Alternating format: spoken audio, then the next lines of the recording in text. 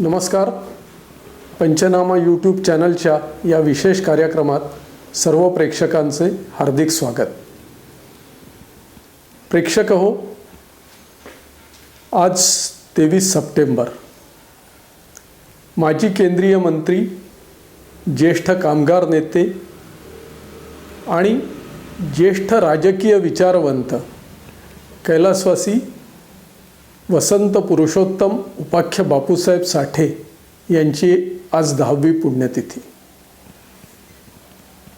त्यानिमित्ताने आज पंचनामाने या विशेष कार्यक्रमाचे आयोजन केले आहे. बापूसाहेब साठे यांनी जवळजवळ 20 वर्षापेक्षा अधिक कालखंड हा देशाच्या राष्ट्रीय राजकारणावर आपला प्रभाव टाकतच पार पाडला. ते एक संसद सदस्य म्हणून गाजले. मंत्री म्हणून त्यांनी देशाला रंगीत टेलिव्हिजन दिला, नॅशनल नेटवर्क दिलं. ऊर्जा क्षेत्रात त्यांनी अनेक महत्त्वाचे प्रयोग केले आणि Indian council for cultural relations या संस्थेचे अध्यक्ष या नात्याने भारतीय संस्कृती जगभरात पोहोचवण्याचं महत्त्वाचं काम त्यांनी केलं. राजकीय किंवा शासकीय पदं असताना केलेले हे कामं, त्या व्यतिरिक्तही त्यांनी अनेक नवनवे विचार दिले. या देशातला प्रत्येक माणूस हा करदाता असावा आणि मी करदाता आहे हे अभिमानाने त्यांनी सांगावं म्हणून टॅक्स विदाऊट टीयर्स ही संकल्पना त्यांनी मांडली. या देशाला अध्यक्षीय प्रणाली कशी योग्य आहे हा विचारही त्यांनी वेळोवेळी मांडला. एक राजकीय अभ्यासक,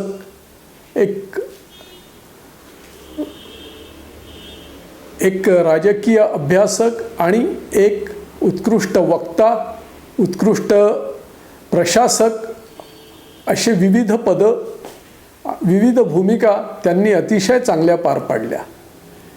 बापूसाहेब कट्टर विदर्भवादी होते.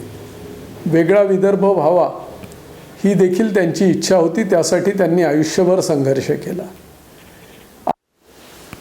आजच्या या कार्यक्रमात आपण बापूसाहेबांच्या संपर्कात आलेल्या काही मान्यवरांना बोलतं केलं आहे. त्यात विद्यमान केंद्रीय मंत्री माननीय श्री नितीनजी गडकरी, राज्यसभा सदस्य आणि ज्येष्ठ राजकीय विचारवंत कुमारजी केतकर, लोकसभेच्या माजी अध्यक्षा सुमित्राताई महाजन, सर्वोच्च न्यायालयाचे माजी मुख्य न्यायमूर्ती शरदजी बोबडे, सर्वोच्च न्यायालयाचे माजी न्यायमूर्ती विकास शिरपूरकर, महाराष्ट्राचे माजी महाधिवक्ता ॲडव्होकेट श्रीहरी अणे, ज्येष्ठ हृदयरोग तज्ज्ञ डॉक्टर खलीलुल्ला, उभ्या जगात धन्वंतरी म्हणून गाजलेले डॉक्टर RD लेले आणि ज्येष्ठ निवेदक सुधीर गाडगीळ या मान्यवरांचा समावेश आहे. या सर्व मान्यवरांचे पंचनामाच्या वतीने मनःपूर्वक आभार. आता आपण या मान्यवरांचे विचार ऐकणार आहोत. आज वसंतराव साठे यांची 10वी पुण्यतिथी आहे. वसंतराव आमच्या विदर्भाचे सुपुत्र होते आणि विशेष करून त्यांनी गोरगरीब आणि मजदूर क्षेत्रामध्ये जो अन्याय होता त्याच्याविरुद्ध न्याय मिळण्याकरता त्यांनी संघर्ष केला. मजदूरांचे नेते म्हणून काम करत असताना त्यांनी राष्ट्रीय राजकारणामध्ये इंदिरा गांधींचे निकटस्थ सहकारी म्हणून त्यांनी अतिशय उत्तम छाप पाडली. त्या काळामध्ये एक प्रभावी मंत्री म्हणून संसदीय लोकशाहीमध्ये निश्चितपणे त्यांचं नाव लिहिलं जाईल. माझा त्यांचा आणि त्यांच्या परिवाराशी अतिशय व्यक्तिगत आणि जवळचा संबंध होता. त्यांचा अतिशय माझ्यावर त्यांचं प्रेम पण होतं. जयश्रीताई आणि त्या या दोघांचा संसार, दोघांचा स्वभाव, दोघांचा परिवार हा सगळ्यांनाच एक आनंददायी आणि अतिशय समाधानकारक असा त्यांचा हा सगळा व्यवहार होता. त्यांच्या वर्धा जिल्ह्यात वर्धा लोकसभा क्षेत्राचं त्यांनी अतिशय प्रभावी नेतृत्व केलं आणि त्याचबरोबर विदर्भाच्या अन्यायाकरता अनेक वेळा आवाज उचलला आणि विकासाकरता सातत्याने ते प्रयत्नशील राहिले. माझ्या दृष्टीने अतिशय प्रतिभाशाली, कर्तृत्ववान असा हा विदर्भाचा सुपुत्र आहे. त्याची आज पुण्यतिथी आहे. मी त्यांच्या चरणी विनम्र अभिवादन करतो आणि नक्कीच त्यांच्या मनात विदर्भाच्या विकासाचं जे मागासलेपणाचं जे स्वप्न होतं, त्या विदर्भाचा विकास करून त्याला पुढे नेऊन नक्कीच त्यांचं स्वप्न आम्ही सगळे मिळून पूर्ण केल्याशिवाय राहणार नाही असा विश्वास देतो. नमस्कार. वसंत साठेंच्या स्मृती आल्या की म्हणजे थोडंसं गैरवर्णच येतं मला, कारण मी त्यांना जवळजवळ 1980 पासून अत्यंत जवळून ओळखायला लागलो. आमचे एक समान मित्र होते म्हणजे Jayant Kher. Jayant Kher state bank of इंडियात होते आणि त्यांनी एका कार्यक्रमाला वसंत साठेंना बोलावलं होतं आणि त्याच्यामध्ये मी सहभागी होतो, म्हणजे त्या कार्यक्रमाच्या आयोजनामध्ये. तेव्हा आमची ओळख झाली. मग आम्ही एकत्र जेवायला गेलो होतो. ही घटना साधारणपणे 1980च्या सुरुवातीची आहे, ज्या वेळेला माझं ज्वालामुखी तोंडावर एक पुस्तक प्रसिद्ध झालं होतं. ते जयंत खेरांनी वसंत साठेंना भेट दिलं. वसंत साठेंनी ते दिल्लीला आल्यावर वाचलं. त्यावेळेला त्यांना नुकतीच त्यांची मंत्रिपदी नियुक्ती झालेली होती आणि त्यांच्याकडे नभोवाणी खातं आलेलं होतं, इन्फॉर्मेशन ब्रॉडकास्टिंग. मला आश्चर्य वाटलं, म्हणजे सर्वसाधारणपणे अशा प्रकारे औपचारिकरित्या कोणी पुस्तक दिलेलं असेल तर ते काही कोणी फारसं वाचण्याची घेत नाहीत, तसदी घेत नाहीत. परंतु त्यांनी ते वाचलं इतकंच नव्हे तर मला मुंबईला फोन केला आणि मला बोलवून घेतलं. बायकोला पण घेऊन ये म्हणले आणि मी आणि शारदा म्हणजे माझी बायको आम्ही त्यांच्या केबिनमध्येच, मंत्र्याच्या मोठ्या केबिनमध्ये आम्ही जाऊन प्रथम बसलो. तिथून आमच्या संबंधांना सुरुवात झाली आणि तेव्हापासनं ते सातत्याने माझ्या संबंधामध्ये राहिले. निरनिराळ्या प्रसंगांच्या निमित्ताने आम्ही चर्चा करू शकलो, कारण त्यावेळेला इंदिरा गांधी वादग्रस्त होत्या, अंतुलेही वादग्रस्त होते आणि इंदिरा गांधींच्या बद्दलचा एका विशिष्ट वर्गामधला राग हा अतिशय तीव्र होता आणि वसंत साठे इंदिरा गांधींची बाजू अतिशय हिरिरीने मांडत असत आणि त्यांच्या त्या हिरिरीच्या मांडणीला माझाही तेवढाच हिरिरीचा पाठिंबा असे. आणि त्यामुळे किंबहुना असं म्हणता येईल की इंदिरा गांधी हा आमच्या मैत्रीचा खरं म्हणजे मुख्य धागा होता. म्हणूनच ज्वालामुखीच्या तोंडावर त्यांना आवडलं होतं. आणि त्याच्यानंतर मात्र अनेक वेळेला मग ज्यावेळेला मी दिल्लीला आलो त्यावेळी मला घरी बोलवायचे, कधी ब्रेकफास्टला घेऊन ये, कोणाला तरी बायकोला पण घेऊन ये. शारदा काय बायकोला असायची नाही, कारण मी तर इकॉनॉमिक त्याचे पत्रकार होतो आणि मी निरनिराळ्या कामासाठी ज्या वेळेला यायचो दिल्लीला तेव्हा त्यांच्या घरी ब्रेकफास्टला जायचो आणि ते अशा पद्धतीने वागवायचे घरामध्ये गेल्यावर की आपल्याला वाटायचं यांच्यावर आपले काहीतरी जुने नात्याचे संबंध आहेत. आणि ते नात्याचे संबंध काही लोकांना असं वाटत असेल, म्हणजे वाटलंही असेल त्यावेळेला की मी पण चित्पावन ते पण चित्पावन, आणि त्याच्यामुळे तसं काही नव्हतं. त्यांचा सगळा संबंध हा त्यांच्या डोळ्यासमोर उद्दिष्ट असायचे. प्रचंड एनर्जी त्यांच्या अंगामध्ये, प्रचंड एनर्जी, अप्रतिम वक्तृत्व आणि त्याच्यामुळे त्यांचा एकूण जो वावर असायचा, समजा त्यांचा वावर एका कार्यक्रमात 3 मिनिटाचा असेल तर तो वावर जवळजवळ ते 2 तास आहे. अशा प्रकारच्या प्रसन्न वातावरणामध्ये ते संपूर्ण त्यांचं वास्तव्य जाणवत असे. त्यांचा प्रभाव इतका पडत असे की मला असं वाटतं त्यांना 2 गोष्टींसाठी विशेष समाजाने क्रेडिट द्यायला हवं. ते आत्ता देत नाहीत. आत्ता एवढे चॅनल आहेत, पण ह्या सगळ्या चॅनल्सना हे माहीत नाही आहे की ते ज्या कलर टीव्हीवरती ते चॅनल चालतात ते कलर टीव्हीच मुळी जर वसंत साठे नसते तर येऊच शकले नसते. 1980 ते 82 या काळामध्ये कलर टीव्हीला प्रचंड विरोध झाला. म्हणजे अगदी जॉर्ज फर्नांडिस वगैरे भाषणात सांगायचंय की आम्हाला लोक इथे विहिरी पाहिजेत, शाळा पाहिजेत म्हणतात आणि हे सरकार हे कलर टीव्ही आणतंय आणि वसंत साठे कलर टीव्हीची महती सांगतायत, अशी टीका त्यांच्यावरती प्रचंड होत होती. परंतु त्यांनी त्याला धडाडीने उत्तरं दिली. त्या सगळ्या टीकाकारांना त्यांनी सांभाळून घेतलं. तरी त्यांच्याबद्दल कधी विद्वेषाची भावना ठेवली नाही, कारण विद्वेषाचं राजकारण तेव्हा अजिबात सुरू झालेलं नव्हतं.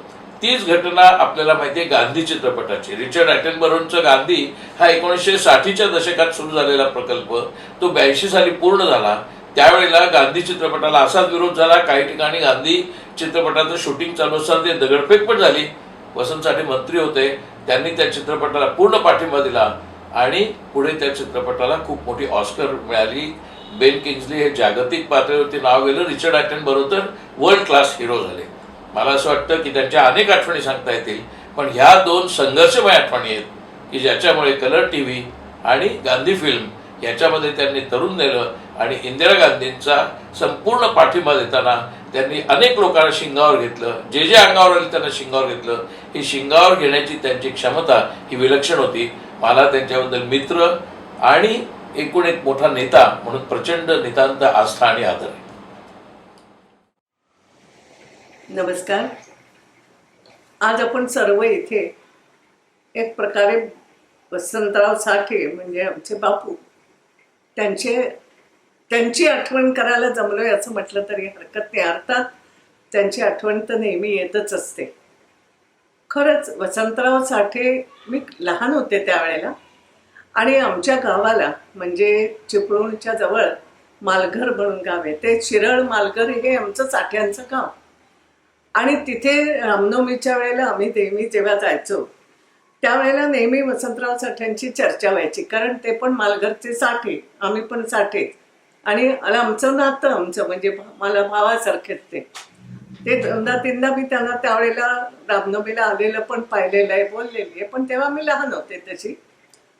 आणि त्यामुळे लहानपणापासून वसंतराव साठे हे कुठे मोठे किंवा काय असं ऐकत ऐकत मोठे झाले असं म्हणायला हरकत नाही. त्यावेळेस नंतर ते नागपूरचा शिफ्ट झाले, एक प्रकारे नागपूरला होते आणि आम्ही तर चिपळूणला गावात होतो. पण माझे काका हे नागपूरला होते त्यावेळेस. आणि काका नागपूरला असल्यामुळे काकांच्या पूर्ण परिवाराचा वगैरे ह्या सगळ्या साठे मंडळींची खूप संपर्क टिकून राहिला. आणि माझा चुलत भाऊ सुधीर होता. हा चुलत भाऊ तर नंतर मोठा झाल्यावर एक प्रकारे वसंतराव साठ्यांचा एक चांगला उत्तम कार्यकर्ता म्हणा. त्यानंच म्हणजे मैत्री पण होती आणि मैत्रीच्या बरोबर त्यांच्या इलेक्शनमध्ये खूप काम करायचा. काय पार्टी आला इथं तो वसंतरावांसाठी काम करायचा. आणि मलाही आम्ही त्यावेळेला नंतर मोठं झाल्यावर थोडं चिडवायचंय त्याला या बाबतीत. नंतर पण मला आठवतं की मला त्यांचा जास्त माझा जो परिचय झाला वसंतरावांचा हा ते बृहन महाराष्ट्र मंडळाच्या मीटिंगसाठी म्हणून जेव्हा यायचे, ग्वाल्हेरलाही भेटले, त्याच्याही आधी भेटले. आणि त्यावेळेला त्यांची जी काही एकदम पर्सनॅलिटी होती तर मलाही मनातून वाटायचं वा वा हा अगदी आपला भाऊ, हा असं कुठेतरी वाटायचं आतून. आणि ते पण अगदी धाकट्या बहिणीशी वागावं असं नेहमी माझ्याशी वागत असत त्याही वेळेला सुद्धा. आणि बृहन महाराष्ट्र मंडळामध्ये ज्या आपुलकीने ते काम करायचे तेही मी पाहिलेलं होतं. नंतर 89 मध्ये जेव्हा मी लोकसभेची पहिली निवडणूक लढून लोकसभेत गेले तर मला आठवतं ते तर काँग्रेसमधून होते आणि मी भारतीय जनता पार्टीची. पण तरी सेंट्रल हॉलमध्ये जेव्हा केव्हा भेटायचे तेव्हा आपल्या बरोबर असलेल्या प्रत्येकाला आवर्जून ओळख करून द्यायचे की ही माझी बहीण आहे बरं का, ही माझी बहीण आहे बरं का. आणि मग काही वेळा कुणी गंमतही करायचे, अरे तुमची बहीण तो फिर वो बीजेपी में कैसे, तो क्या हो गया, वो मेरी बहीण आहे. म्हणजे हा एक प्रेमाचा ओलावा त्याही वेळेला त्यांच्या बोलण्यातून मला जाणवायचा. एकदा सगळ्यात खरं म्हणजे गंमत झाली की लोकसभेमध्ये मी आपल्याला सांगते मेडन स्पीचला खूप महत्त्व असायचं. मेडन स्पीच म्हणजे पहिलं तुमचं लोकसभेतलं भाषण. आणि सगळ्यांचा हा प्रयत्न असायचा की हे पहिलं भाषण आपलं, जसं आपण म्हणतो ना की पहिल्या भाषणातच तुम्ही सभा जिंकली पाहिजे असं, किंवा एक तुमचं इम्प्रेशन त्यावेळेला जातं चांगलं. आणि म्हणून मेडन स्पीचला खूप महत्त्व. तर मला आठवतं सतत लक्ष ठेवून असायचे की तू कधी बोलणार आहेस, मग तू कुठल्या विषयावर बोलणार आहेस, असं सगळं चालायचं. आणि एकदा मग शेवटी आलं होतं की मी आता 2 दिवसांना आता आपण भाषणाचा चान्स, कारण पार्टीमध्ये शेवटी पार्टी तुमचं तय करते, पार्टी तय करते कोण बोलेगा, किस विषय पर बोलेगा. आणि मग होणार होतं. पण त्याच्या आधी मला आठवतं की मग एकदा मी अशी जात होते, ते क्रॉस होत होते, तेवढ्यात तिकडून अडवाणीजी आले. अडवाणीजी आल्याबरोबर वसंतरावांनी थांबून, मलाही थांबून, त्यांनाही थांबून, आणि त्यांना म्हणतात, अडवाणीजी ये मेरी बहन है हाँ, और देखो इसका मेडन स्पीच अच्छे विषय पे रखना और अच्छा हो जाना चाहिए ये देख लेना. अडवाणीजी पण गब्बत करत होते. अडवाणीजी हसून म्हणाले, वसंतराव जी आपकी बहन है मगर उसके पहले वो हमारी सांसद है. हमारी पार्टी की केवल सांसद नहीं है, वो हमारी पार्टी की वरिष्ठ कार्यकर्ता. कारण त्यावेळेला आम्ही पार्टीची महामंत्री वगैरे अनेक पदावरती राहिले होते. तर म्हणे हमारी पार्टी की अच्छी कार्यकर्ता भी है, वरिष्ठ कार्यकर्ता है. आप चिंता मत करो, मैं बिलकुल ध्यान रखू. मग थोड्याशा गप्पा झाल्या गेले, पण असं त्यांचं लक्ष असायचं माझ्या. आणि त्याच्याही नंतर केव्हाही त्यांना एक तुम्ही त्यांचा एक स्वभाव होता की पार्टीच्या पलीकडे जाऊन सगळ्यांशी त्यांची मित्रता होती. त्याच्याही पेक्षा पुढे जाऊन राजकारणात असून सुद्धा सांस्कृतिक गोष्टींचं अतिशय प्रेम, म्हणजे संगीताचं अतिशय प्रेम. नाटकावेळी तर आपण सगळे असतोच आणि आम्ही लोक साठे मंडळी तर खूपच आहोत, पण नाटकांचं प्रेम, संगीताचं प्रेम आणि साधारण त्या सामाजिक कार्यक्रमामध्ये सतत पुढे. याने दिल्लीत राहून दिल्लीतल्या महाराष्ट्र मंडळाला सतत एक प्रकारचं पेट्रोनाइज करणं ज्याला आपण म्हणतो ना, की त्यांचे संरक्षण करायचं.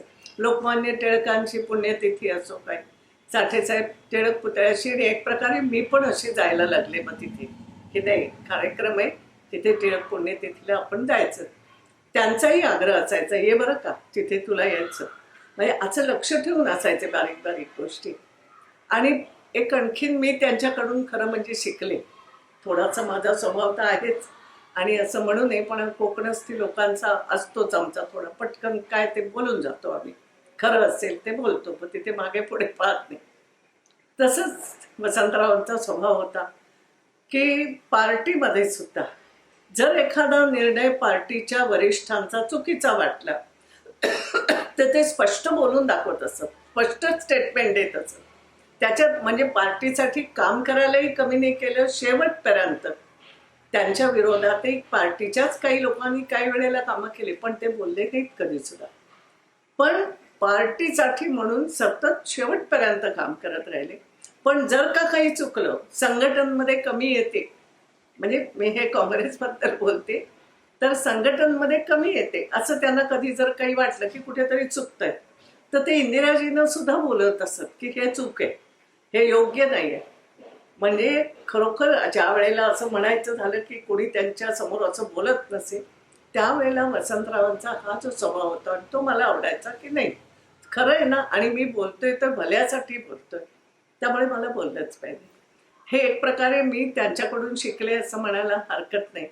आणि दुसरं असं की ज्या प्रकारे ते सामाजिक कामं करत असत, समाजातल्या अनेक संस्थांशी जोडलेले होते, तर पुढे मी सुद्धा प्रयत्न माझ्याकडून करायचे की नाही आपणही दिल्लीत ह्या संस्थांशी.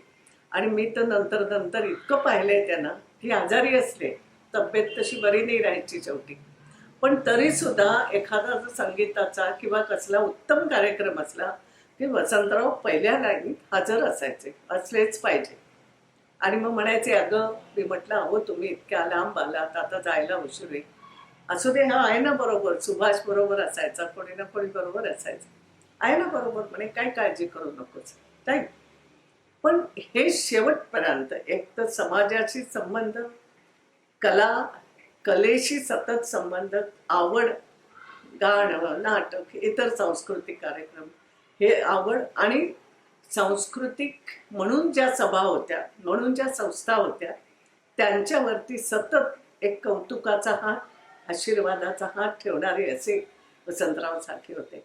तर खरोखरच राजकारणात राहून सुद्धा, मंत्री तो होतेच, अनेक मंत्रिपदं निभवली, हेही सगळं केलं, पण राजकारणात राहून सुद्धा स्पष्ट वक्तेपणा, प्रामाणिकपणा आणि समाजाला जोडून कसं राहायचं, बाकीचेही गुण कसे जोपासले गेले पाहिजे, हे अगर कोणाकडून मी शिकले असेल तर खरंच वसंतरावांकडून शिकले. आणि म्हणून आज सुद्धा नागपूरला गेलं की त्याही वेळेला म्हणायचे, नागपूरला गेलीस तर घरी जा बरं का. ते त्यावेळेला दिल्लीत असायचे समजा, पण मला म्हणायचे नागपूरला जा बरं का घरी, सुनीता आहे तिथे, काही हरकत नाही, जा. अगं तू जिथे उतरतेस ना, हे तिथे जवळच तर म्हणे घर आहे, तू समितीत जाशील ना, तिथेच जवळ आपलं घर. असं करून गंमतही करायचे. पण खरोखर शेवटपर्यंत एक धाकटी बहीण म्हणून त्यांनी अगदी सतत जो संपर्क ठेवला आणि काही गोष्टी त्यांच्याकडून मी शिकले. एक वेगळं व्यक्तिमत्व ज्याला आपण म्हणू, आणि म्हणून की नाही राजकारणात राहून सुद्धा कसं जपायचं स्वतःला, आपलं व्यक्तिमत्व कसं असलं पाहिजे, आणि मग समाजाशी पण आपण कसं जोडलेलं असलं पाहिजे, इतर कलांशी पण आपला संबंध, ह्या अनेक गोष्टी मी त्यांच्याकडून शिकले. तर असं आपण म्हणतो एक बहुमुखी व्यक्तिमत्व, नातेसंबंधही टिकवणारं, समाजाची जाण ठेवणारं आणि अत्यंत आपलं काम व्यवस्थितपणे सडेतोडपणे बोलणारं असं एक व्यक्तिमत्व म्हणजे वनचे वसंतराव साठे होते. आणि आज सुद्धा मी पाहते की सुभाषकडे पाहिलं की खरंच त्यांची खूप आठवण येते. त्याचंही बोलणं असंच आहे आणि खूप प्रेमाने सुभाष काय किंवा आमची सुनीता जावई बोधनकर साहेब, खरोखर सगळ्यांचं असं वागणं की आपलेपणा आजही त्यांनी टिकून ठेवलाय. हा कुठेतरी संस्कार, वसंतरावांचा संस्कार त्यांनी कायम ठेवलाय असं वाटतं. त्यामुळे आजही केव्हाही आठवण आली की वसंतरावांची दिल्लीत गेलं तर वाटतं हां आपलं कोणीतरी होतं त्यावेळेला, असं मला एक भाव हा त्यांनी दिला. It is indeed a privilege to be called upon to say a few words on the occasion of the 10th death anniversary of Shri Vasant Sathe, fondly known to all of us as Bapu. Though best known as the dynamic union minister, Bapu, the son of a district judge, began his life as an advocate and a labor leader. I knew him as a friend of my late father, Bhausaheb Bobde. They remained friends throughout life. They studied together. They participated in the freedom struggle together. There is a story which I heard from my father, which I wish to recount, that during the freedom struggle, Bapu did something very brave. He and my father both climbed the district court building in Nagpur, which was flying the Union Jack.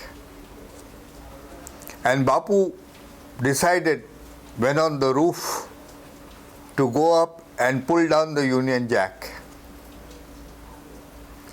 As he was about to take those steps, my father noticed a Tommy, a British soldier, level his gun and aim at Bapu. Father shouted to Bapu to duck, and Bapu ducked and denied the Tommy a target. Things would have been very different that day. I narrated this to point out the extreme spirit of nationalism which Bapu had during the freedom struggle and thereafter. This patriotism brought him to politics. Everybody in Nagpur remembers those days when, as a candidate of the Prajatantra Socialist Party, he canvassed for himself on his Vespa scooter with the house, a hut, a symbol of the PSP on the handle of that scooter. After that, he gained international recognition as a trade union leader, traveling very often to Russia. He also supported the cause of a separate Vidarbha. In fact, I remember the time when he first got the ticket to contest the Member of Parliament's election from Akola. He was supported of course, by the Congress, but also by the Nag Vidarbha Andolan Samiti. He got elected 5 times to the Lok Sabha. He held the cabinet rank under 3 prime ministers, Srimati Indira Gandhi, Rajiv Gandhi and Narasimha Rao. Bapu was an extraordinary personality, tall, handsome and with a lovely voice. I vividly remember him in the Bandgala court with his favorite pipe.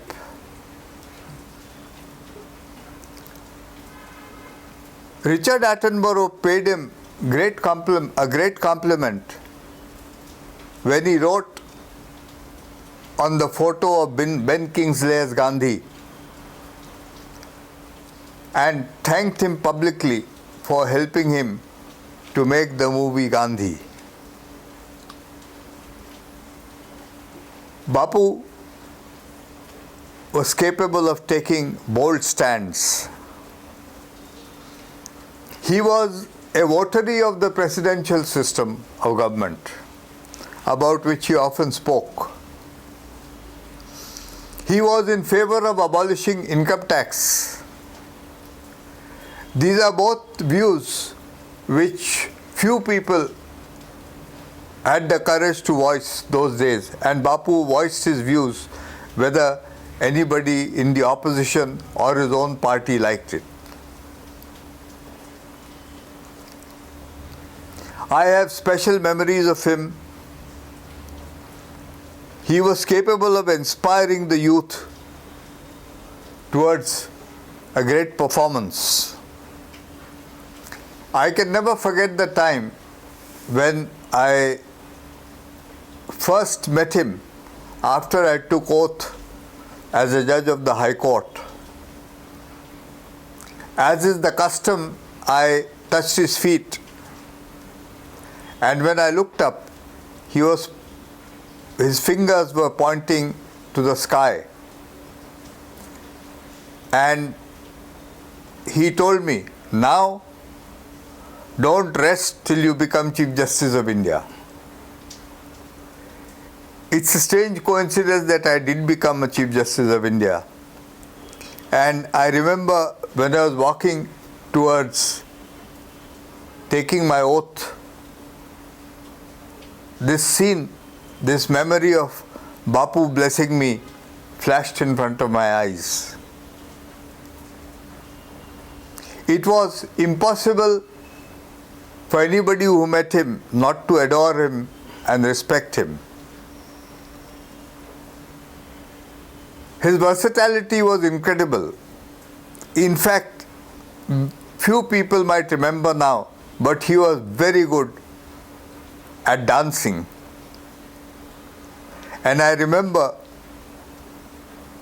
an elder of Nagpur, someone we all respected, Jalpi Gimi, introduced Bapu at some event in Nagpur, and he said the following words. He says, "Now I introduce to you Vasant Sathe, who is a labor leader in the morning." He used to attend the Empress Mill gate meetings in the morning. A labor leader in the morning, a lawyer by day, and the Samba king at night. Thank you very much. Namaskar. Vasantrao उपाख्य बापूसाहेब साठे म्हणजे एक चतुरस्त्र व्यक्तिमत्व होतं. त्यांच्यात सर्व गुण सामावलेले होते. सगळ्यात महत्त्वाचं म्हणजे ते जबरदस्त वक्ते होते. वक्ता दशसहस्रेषु असं एका श्लोकात म्हटलेलं आहे.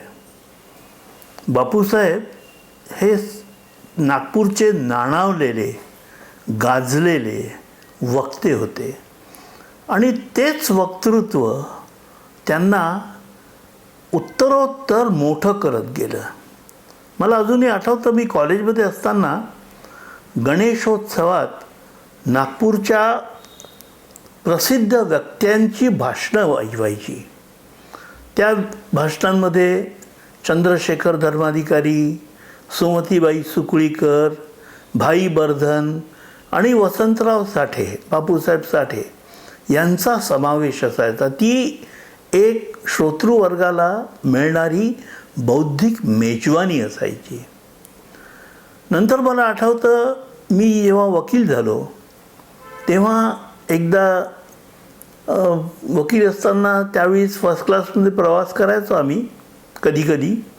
एकदा शिरलो रात्रीच्या गाडीत, तर तिथे बापूसाहेब बसले होते. बापूसाहेबांना आम्ही ते वकील असल्यामुळे अगदी व्यवस्थित ओळखायचो आणि त्यांचं व्यक्तिमत्वच असं होतं की त्यांची ओळख व्हावी हा काही योगायोग नसायचा, त्यांची ओळख असायचीच. असो, तर त्यावेळीच ते अकोल्याला चालले होते. अकोल्याचे खासदार यांचं निधन झालं होतं आणि त्या पोटनिवडणुकीकरता बापूसाहेबांना तिकीट मिळालं होतं, म्हणून ते त्यावेळीस अकोल्याला चालले होते. पुढे ते निवडून आले, हा इतिहास आहे. मग दिल्लीला त्यांची भेट झाली. त्यावेळेस ते वेस्ट कोर्ट नावाच्या बिल्डिंगमध्ये एका रूममध्ये राहत होते.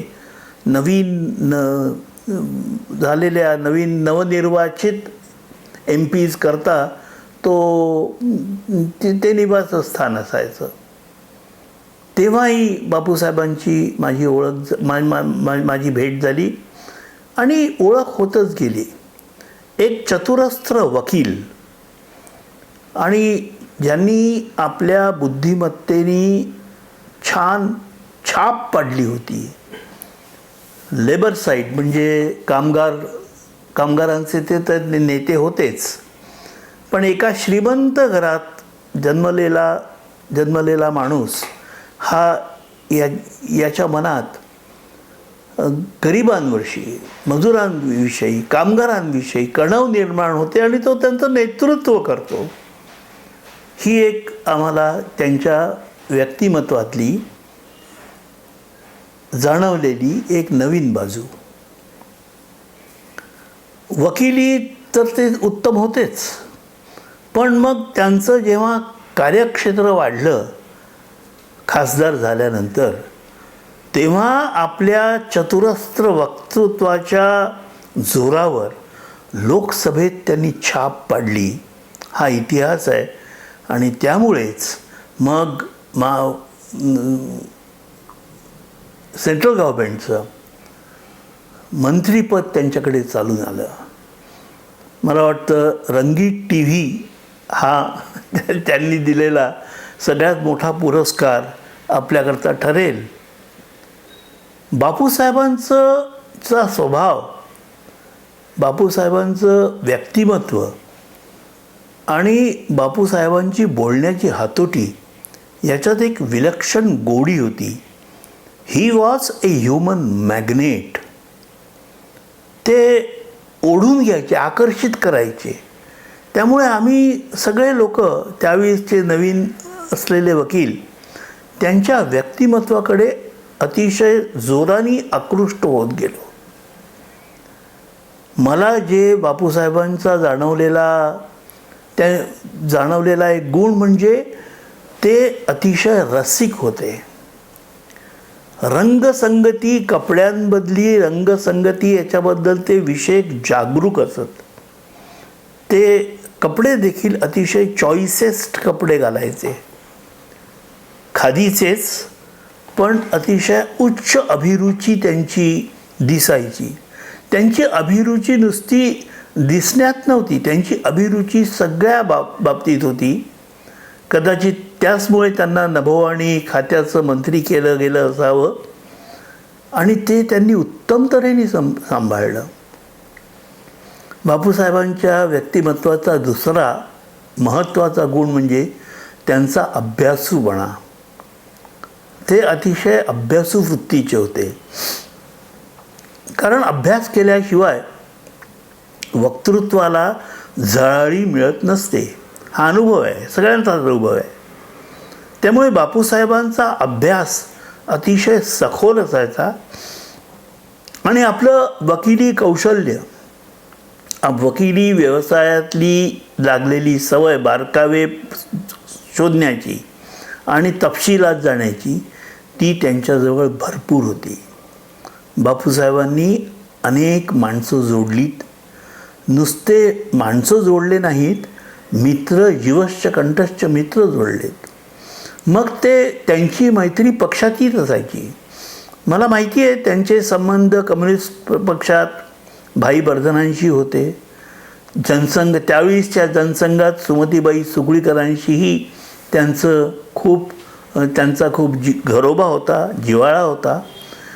आणि ही आमच्या नागपूरची एक हे वैशिष्ट्य आहे नागपूरचं, की इथे आमच्याकडे पक्ष हे बाजूला ठेवले जातात, माणूस हे महत्त्वाचं असतं. मला अजूनही आठवतं, बर्धनांचा जेव्हा सत्कार झाला तेव्हा जोपर्यंत ताई सुकळीकर आल्या नाहीत तोपर्यंत त्यांनी कार्यक्रम सुरू होऊ दिला नव्हता. आणि गंमत म्हणजे ज्या ताईंच्या विरुद्ध निवडणूक ते लढवत होते बर्धन, त्यांच्याकडेच जायचे आणि त्यांच्याकडेच ते जेवायचे. दुपारचं जेवण वगैरे हे ताईंकडे व्हायचं. असं वसंतरावांनी पक्षापेक्षा माणुसकी जपली. बापूसाहेबांनी माणसं जोडले.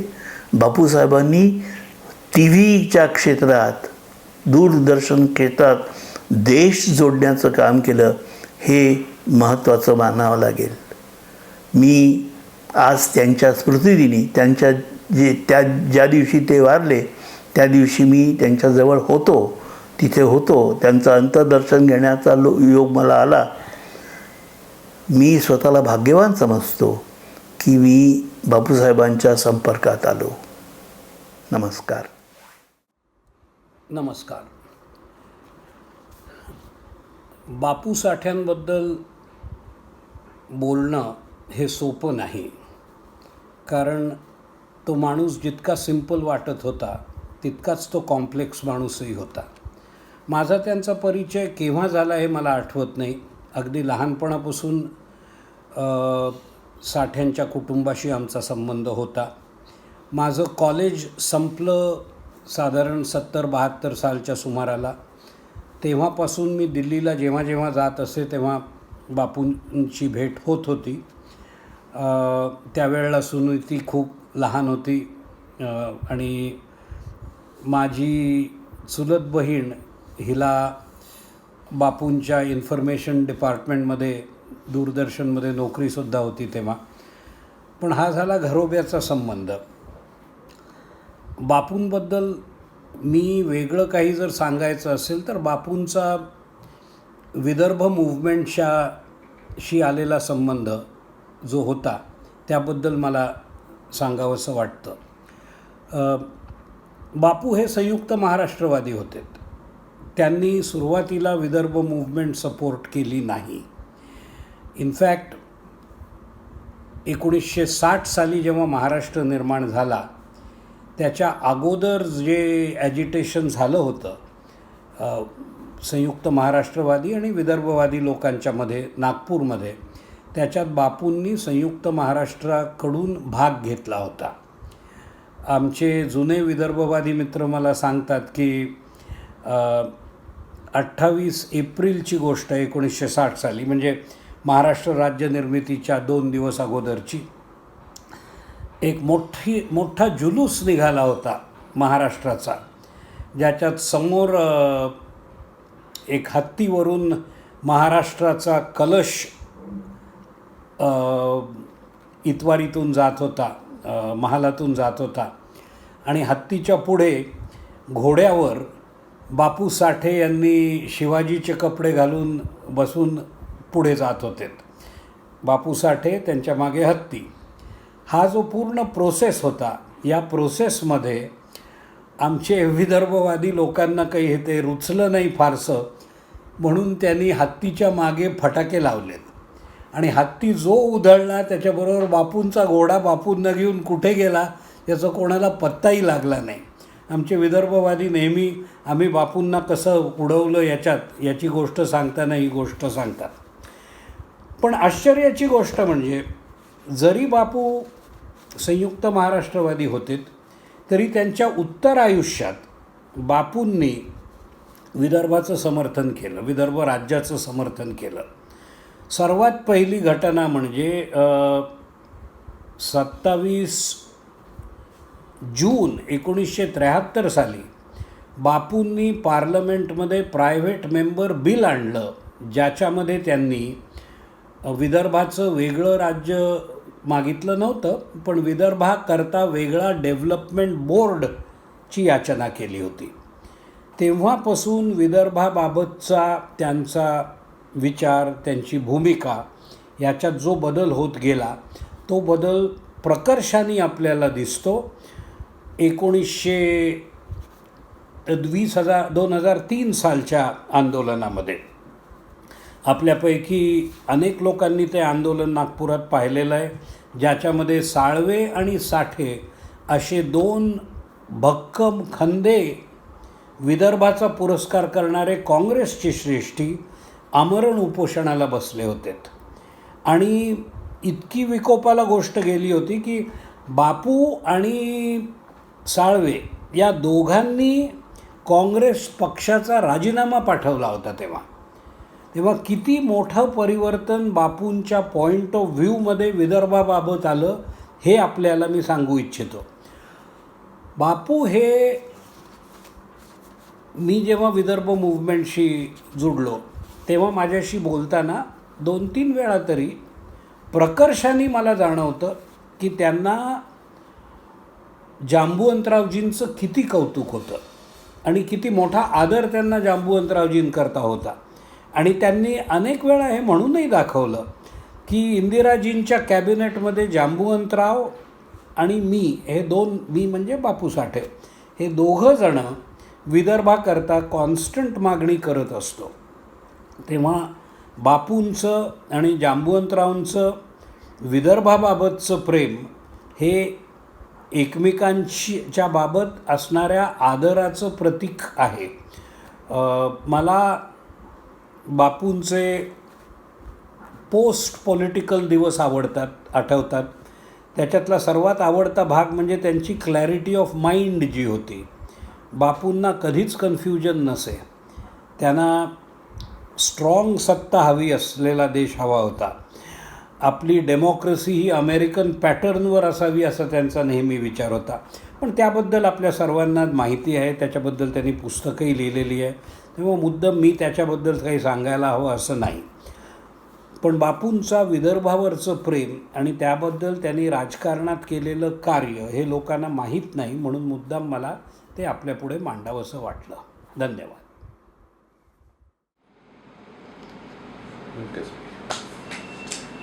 This is a great occasion to talk about a personality who is so well known in the area of Vidarbha and Nagpur, Mr. Vasant Sathe. I have known him from the time he was a student leader and gave speeches to the gathering in area of Mahal, etc. From there, he carved himself into a very senior leader, an astute politician and a great human being. His qualities are unparalleled. He was a great orator. In fact, his oratory was mesmerizing, and we could talk any subject we wanted to talk to him. Whenever he came for conferences like medical conferences, cardiology conferences, he could speak as if he is a doctor. So he has very vast knowledge and a great sense of humor. He would always remember people who have come from Nagpur and be extremely helpful to them. I had many occasions when some people had problem and he took it almost personal, took it down to the pleasure end and got the work done for people who had come from Nagpur. I had the privilege of being his cardiologist and a great friend and admirer. And I think Vidarbha has produced no other leader like Bapu, and it's a 10th anniversary. I still salute him and his soul and share with the family, Bapu's family, my sentiments on this occasion. Thank you. नमस्कार. वसंतराव साठ्यांच्या स्मृती दिनानिमित्त त्यांना प्रणाम. माहिती आणि प्रसारण मंत्री म्हणून त्यांची कारकीर्द सर्वाधिक गाजली. उत्तम संसदपटू होते, उत्तम वक्ते होते, अत्यंत स्पष्ट वक्ते होते आणि त्यांनी काय काय केलं नाही. हायकोर्टात वकिली केली, कामगार पुढारी म्हणून ऑटो रिक्षापासून विदर्भ टेक्स्टाईलपर्यंत अनेकविध युनियनच्या कामामध्ये लक्ष घातलं, मंत्रिपद भूषवलं. नरसिंहरावांच्या काळामध्ये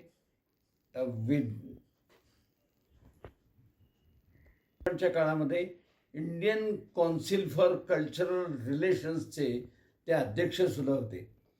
त्यांना गाण्यामध्ये आणि नाटकामध्ये विशेष रस होता. गाण्यामध्ये आणि नाटकामध्ये किती तर रस म्हणजे भीमसेन जोशी आणि परवीन सुलतान त्यांच्याकडे दिल्लीला महाराष्ट्रातले काही पत्रकार गेले होते आणि तो दिवाळीचा सुमार होता. तर गंमत म्हणजे त्यांनी घरात आपल्या बंगल्यावर जी पार्टी ठेवली त्या पार्टीतल्या बुफेमध्ये, आता बुफेमधले पदार्थ कसे असतात आपण जाणतात, यांनी मात्र दिवाळी लक्षात ठेवून वेगवेगळ्या भांड्यांमध्ये चकली, कडबोळी, करंजी, शंकरपाळी असे दिवाळीचे पदार्थ मांडले होते. असा अस्सल मराठी पण त्यांनी जोपासलेलं होतं. असा बहुविध अंगी वागणारे, बहुरंगी बोलणारे, बहुविध विचारधारांमध्ये रस घेणारे असे एक प्रकारे अत्यंत समाजाभिमुख असा माणूस होता. त्यांना माझा प्रणाम. I am happy to share some pleasant memories about Sri Bapu Saheb Sathe, former Union Minister, Government of India, on the occasion of his 10th death anniversary on 23rd September 2021. I was both his physician and a close friend. My memories are many, but particularly I remember 3 incidents. One, in 1984, I persuaded him to undergo urgent bypass surgery at Houston, which gave him a valuable 20 years of active life. He introduced me to late Prime Minister Indira Gandhi as a world-renowned nuclear medicine specialist. I could clearly see that the Prime Minister held him in very high esteem and respect. He was asked by the late Prime Minister Rajiv Gandhi to contest Lok Sabha election on Wardha, and he asked me to give him advice as he was not sure, and went ahead also telling him that he must. All of us enjoy the color TV. Let us not forget it was only on account of his persuasive powers with Madam Indira Gandhi who trusted his judgment. I shall always cherish his memories. प्रेक्षक हो, या मान्यवरांचे विचार आपण ऐकलेत. एकूणच स्वर्गीय बापूसाहेब साठे हे कसं बहुआयामी व्यक्तिमत्व होतं हे आपल्याला निश्चित लक्षात आलं असेलच. आपल्याला हा कार्यक्रम कसा वाटला हे आम्हाला अवश्य कळवा. हा कार्यक्रम आपल्याला आवडला असल्यास आपण लाईक करा आणि इतरांना शेअरही करा. इतरांनाही लाईक करायला सांगा आणि आपण सर्वांनी पंचनामा यूट्यूब चॅनल निश्चित सबस्क्राईब करा. नमस्कार.